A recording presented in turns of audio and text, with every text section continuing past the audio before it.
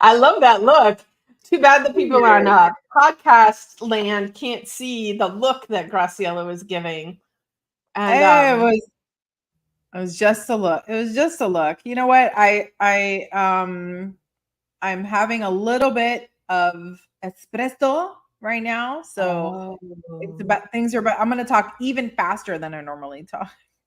I just felt Um, like something warm, and I thought, why not jet fuel? yeah, there you go. But speaking of that, so I do listen to this podcast every week when the new episode drops. I listen to it in my car. I listen to a lot of podcasts in my car. And I do that um on I think I'm on 1.75 speed now.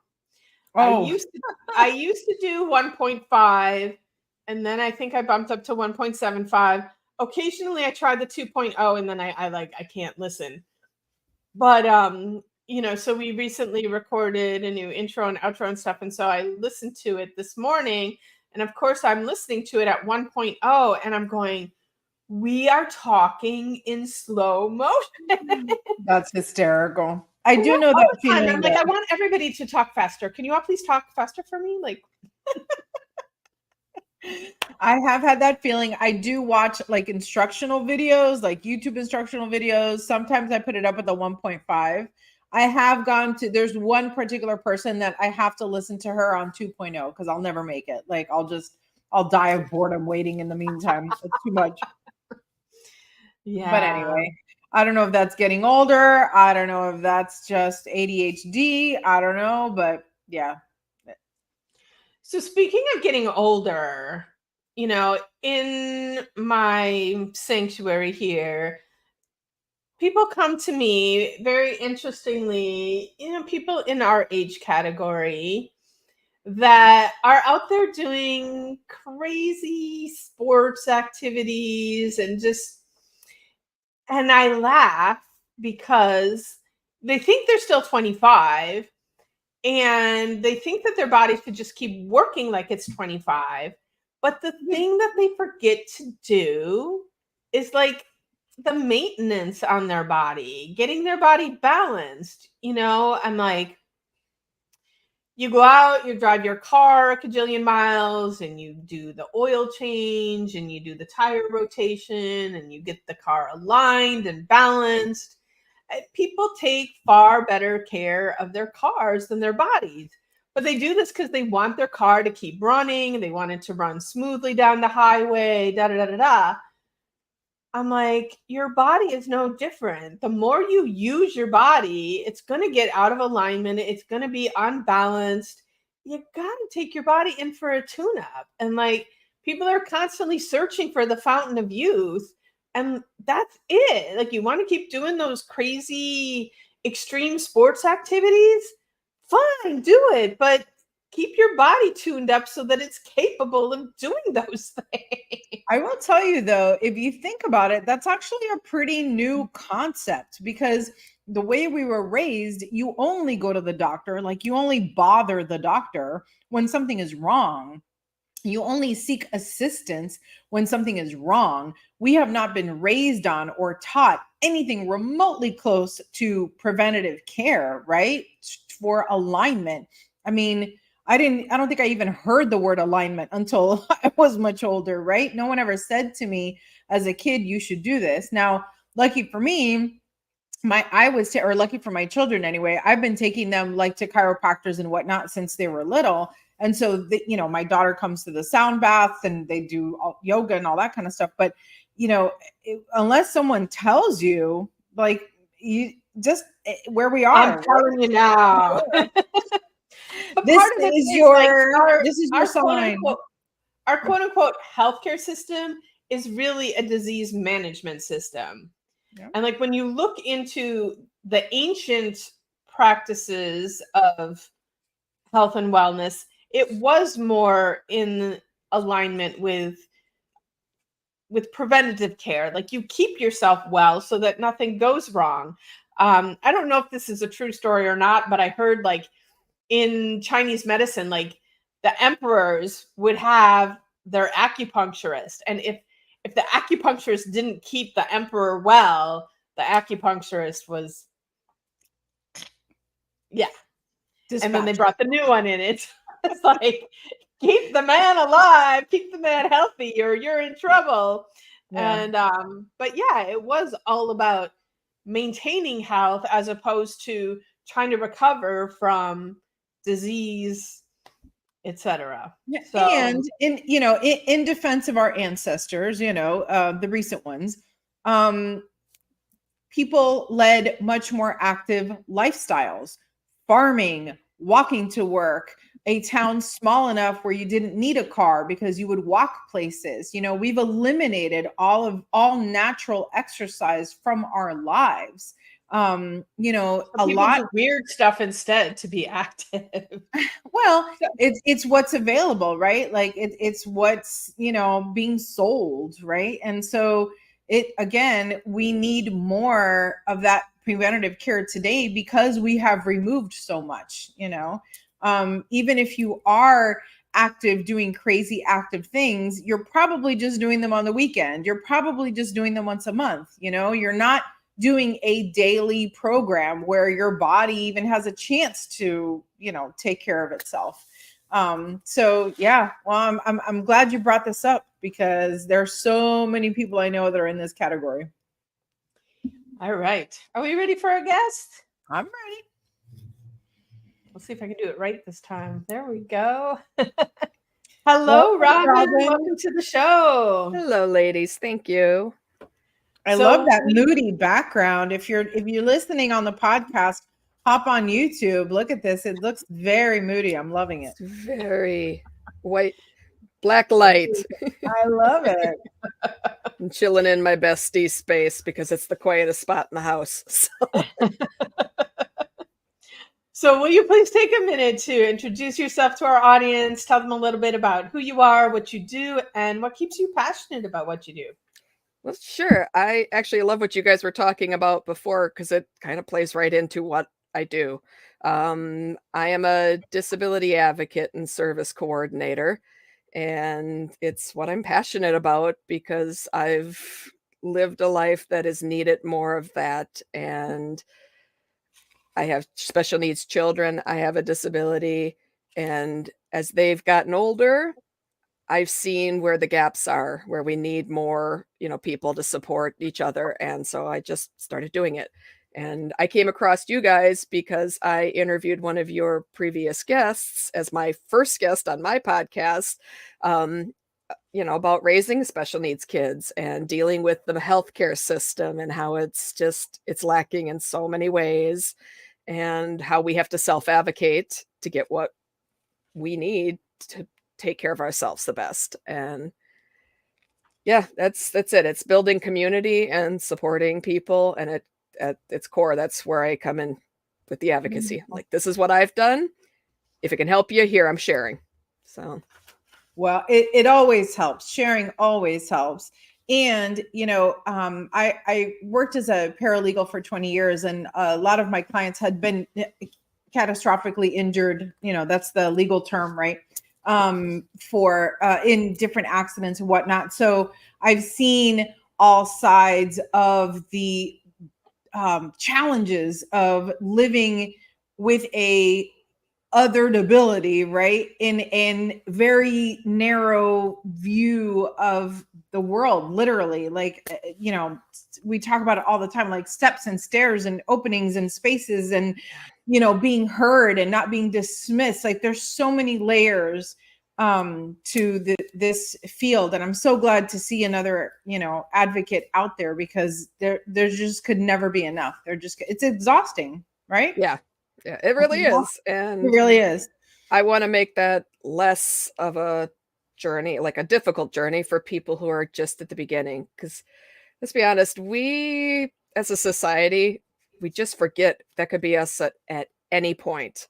You're an accident or an illness away from being part of this community. And it's just not talked about enough. And I think the more we talk about it, the more it just makes it part of everyone's norm and everyone's reality. And then we can build empathy from there, because I think that's what it's lacking. If you don't understand it, you can't have empathy for something you don't live unless someone Absolutely. points it out. So Absolutely. So tell us how, what does your daily work look like? How do people work with you? I'm still building up like business end of this, but a lot of times it's just someone who has talked to me sends the next person to me and the next person, the next person.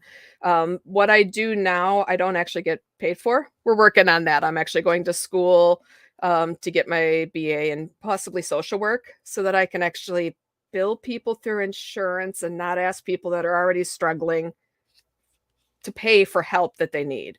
But currently, I am involved in planning committees for a local, well, for a statewide. It's called Circles of Life, and it's a conference that's held once a year for families and caregivers of children with special needs. And so we organize a lot of speakers to come in, and that's a big part of what I do. Um, I also do a podcast called ADA Cafe, and just having those conversations and looking for people who need to tell their story and don't have a platform. So doing that. You must have a And giant waiting list. not yet, but I only did my Oh, first episode in January. So we're getting rolling, and it's starting to go faster than I expected. So oh, there are so many stories yeah, out there. they're out there, and I want to make that platform available. Um, and then really my biggest job is raising my kids. They all have varied special needs. I have 2 on the spectrum. I have 2 with Ehlers-Danlos syndrome. Mhm. So that's my full-time job. That's actually where I do get paid as my eldest caregiver, which allows me to do this passion work because the bills are covered. So Beautiful. I think too, like, yes, it's important that we have, programs in place to support all of this. But we've talked about this on other episodes. With just everything in life, we've become so disconnected. And, historically, like if someone in the community needed help, everybody in the community like stepped up to help these people. And, um, you know, modern busy society has disconnected us all. And I really feel like it's important for us to start to come together and check out your neighbors. And I loved now living in Fort Lauderdale. It's a big city. It's been a struggle my whole time down here to ever really get to know any neighbors. But there is an older couple that live across the street. And my boyfriend was out of town this summer. The wife, she asked me, she's like, I haven't seen him around. Is everything okay? And I explained that he was up in Wisconsin for the summer at my dad's cabin. And she's like, oh, if you need anything at all, like come on over and we'd be happy to support you. And I was like, wow, like this, when I grew up as a kid, like all of us as neighbors did look out for each other as a community. And we've just gotten so separated. And like that just felt like so nice and so sweet to actually have a physical neighbor say, if you need anything, reach out. yeah. And I feel like we really need to get back to that. And everybody's just like, no, the government's going to handle things and the systems are going to handle everything. And Nope. they're not. Like, we need to look out for each other and reach out. Well, and that's actually where I started some of my advocacy pre-disability, was in the birth community. You see so many women that don't have their family around them, and that's how they got through that, that initial support system. And so I started doing post or prepartum doula work, like helping prepare, because my sister is working towards being a midwife. And so I just kind of like helped her, and by helping her, I noticed that, like you said, there's just not enough local support. And don't get me wrong, having the access online to have the discussions, and that's great. But sometimes you just need someone to come over and bring you a meal, or, maybe switch the laundry for you. And that's just in the, the birth community. You got people with disability or special needs kids or elderly couples. It's just nice to know if you have a few people looking out for you, that if something goes down, you're not going to be alone, you know? And the only way to do that is to like start building our communities again. And it can be in different areas for different reasons, but we have to do it. So. And I'm sure, you know, a lot of it is enforcing a lot of the laws that already exist, right? About ADA accessibility in spaces and things like that. You know, we hosted a conference a while back, and one of the things that someone brought to my attention was that when you publicize an event, you should put at the bottom really clearly whether it's accessible, whether this is a safe space for the LGBTQ community, like little things like that, so that you don't have to go hunting some more to figure out, do I fit here? Am I going to be able to use a restroom? Can I park? Will I be able to access the things that I need? Will I feel safe in this environment? And I think that's important because it's hard enough to feel like excluded, but then to show up to something like that, you know, with that expectation of I'm going to be included and then not, it's just an extra hit. And that can really shut people down to reaching out at all. Sure. You know? So yeah, it makes a difference. Yeah. I think that's why it's important that, you know, like when I talk about my boyfriend, I generally say partner, just to let's get used to using the word partner, you know, or even like announcing your pronouns, right? Like get used to creating space for everyone. And that includes announcing yourself as a safe space for, you know, persons of all abilities, right? So you have had a journey of life, and becoming an advocate takes an enormous amount of strength and willpower, I imagine. Some days. Yeah. Some days, yeah, some strength. I imagine self-care, I hope, is a big part of your life. That's something I have to work on. Well, you know, I always say with self-care, do what you can. If you have 5 minutes, give yourself 5 minutes. If you can carve out 3 days, amazing. But if you just have the 2 minutes at the red light, use it to take a breath, right?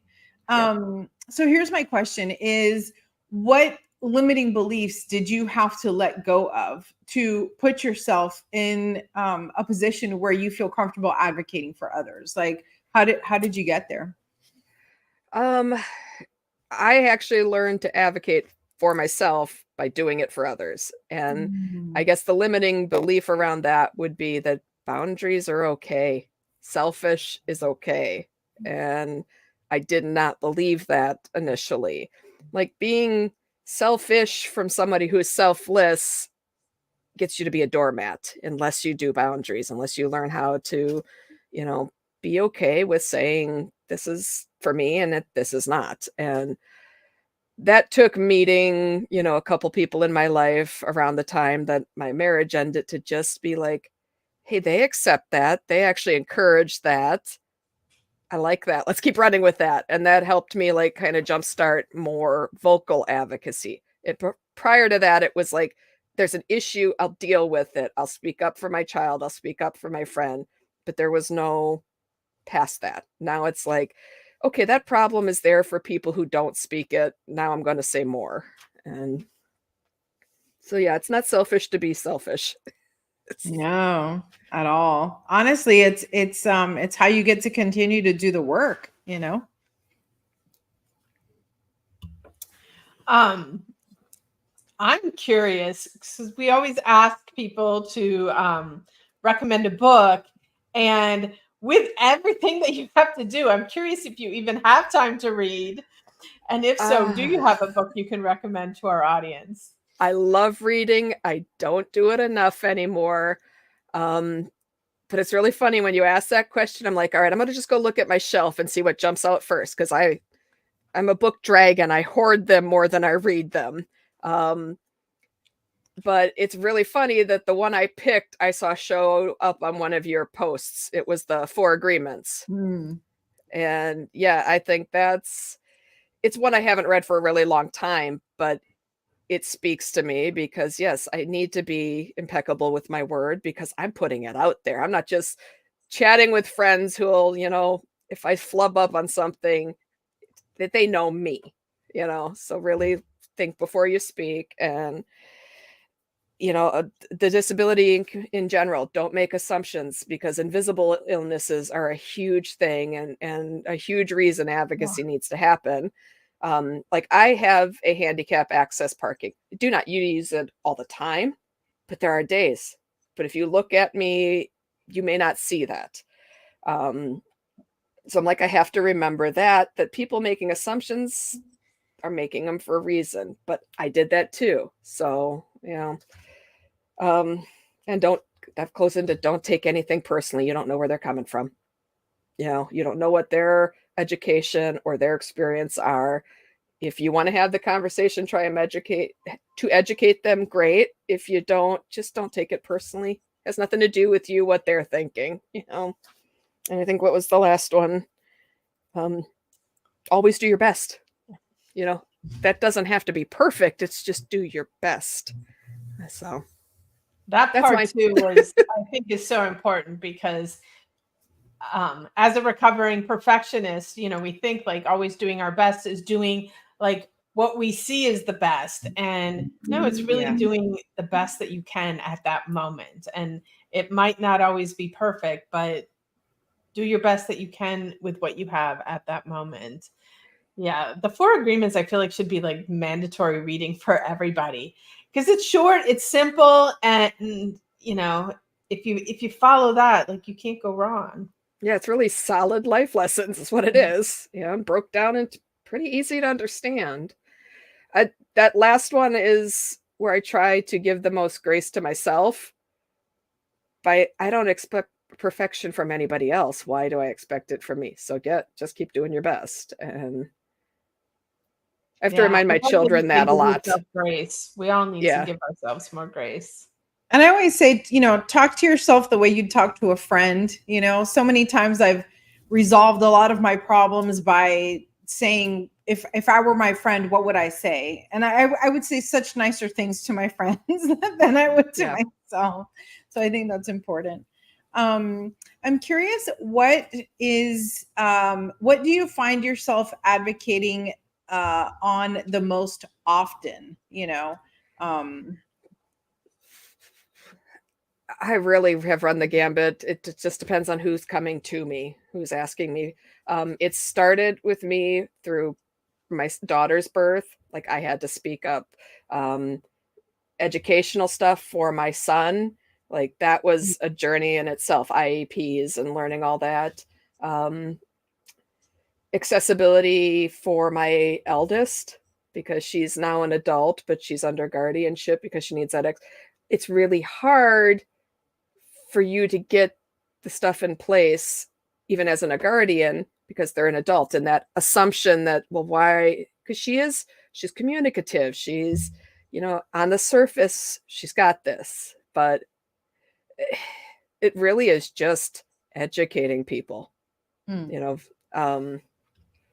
I worked as a service dog trainer for a while, and the amount of misinformation that causes issues is huge. So that's when I probably ran into the most heated arguments, or the heated, like, really, this is not the reality. And now I got to try and approach people with compassion, because they were given the wrong information, and they're in. So yeah, I'd say service dog work has been the one where I've been the most, like, I've had to get in the trenches and work with people. Everything else, the schools, that's an individual being a problem, not necessarily the setup. But there's so many opportunities to advocate. Too many sometimes. So for someone who wants to be an ally to the disabled community, where would you direct them? Like, what sort, because you don't know what you don't know, right? Yeah. So what would be a good resource for someone who's, saying, I want to make sure that my place of business, or that my home, or how I'm showing up in the world is inclusive? I'd say probably the easily accessible one is look for content creators that are disabled and listen to their stories, because they're going to tell you their experiences, and that's where you get the empathy. That's where you can actually see through someone else's perspective. my daughter wants to be a sign language interpreter. So we followed a lot of people who are deaf or hard of hearing. And while I am absolutely an ally, and I didn't know things that I didn't know until I started listening to their, stories. You want to just make sure that you're reading, like if you're a reader, an avid reader, go look up books that have disabilities in them, like characters that have it, and just expose yourself more, because the people that are writing them are usually writing them from the perspective of that's their life, but they're putting it into a story.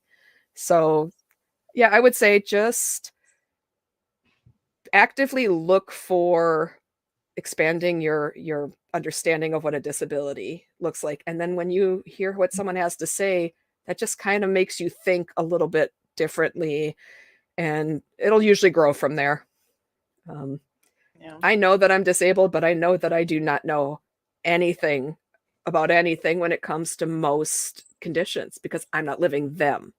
So, Right. Conversations are the best way. It all boils down to communication. Yeah. One of the, if you'll permit me to share, I have this app on my phone. I don't know if you've seen Be My Eyes. Have you heard of that? Oh, nope, if it's a resource, it's going in my book now. You know what? It is the coolest thing, and it probably has too many volunteers, but I love it.